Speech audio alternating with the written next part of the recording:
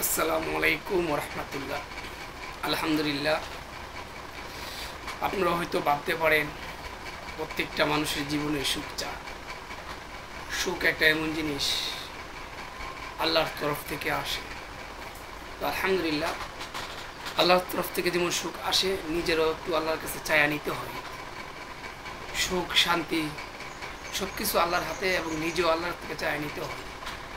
অশান্তি জিনিসটাও আল্লাহর হাতে, আবার নিজেও অশান্তিটাকে কয়েকটা সরাইতে হয়। কেননা সুখ শান্তি যাই করেন, আপনি যদি নিজের মন এবং নিজের অন্তর ঠিক রেখে সব কিছু করতে পারেন, দেখবেন সুখ আপনার কাছে এমনি এমনি আসবে।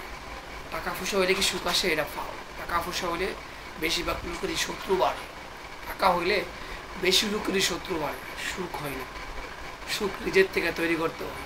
আমি এখন যে অবস্থা আছে, আল্লাহর কাছে লাখো কোটি শুকরিয়া। টাকা 2 টাকা কামাই আর 5 টাকা কামাই, যাই কামাই আলহামদুলিল্লাহ, যা খায় আলহামদুলিল্লাহ।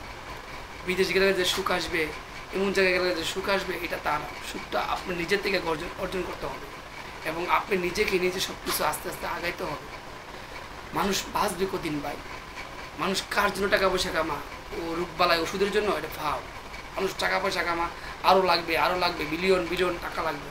তো অবশেষে কোনো টাকাইতে সে খায়া মরতে পারে না। যখন তার অসুস্থ হয়ে যায়, তখন তার টাকাও কাজে লাগে না, হঠাৎ করে সে মারা হয়ে যায়। ঠিক আছে? এই জন্য আপনার সুখ আপনার কাছে। নিজে নিজে সুখ তৈরি করবেন আল্লাহর কাছে চাইয়া। নিজে নিজে নিজের ভিতরে সুখ আনবেন, শরীরকে সুস্থ রাখবেন। যে সময় যেটা ভালো লাগে এই কাজটা করবেন।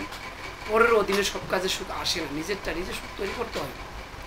একটা চাকরি করবেন, একটা যাই করবেন, এটা পরের অধীনে। তো আপনি চেষ্টা করবেন নিজের অধীনে উদ্যোক্তা হন, কোনো কিছু একটা করে আপনার লাইফটাকে একটু সুন্দর করেন। কম টাকা কামান, শান্তি আছে, কেউ কিছু কমেন না নাই ভাই। খান আর না খান, কেউ কিছু কমেন না। আপনার লাইফ আপনার কাছে। আপনি ইচ্ছা করলে আপনার জীবনটাকে আপনি দ্রুত পরিবর্তন করতে পারবেন, যদি আপনি নিজের সুখটা আপনি নিজে আনেন। ঠিক আছে?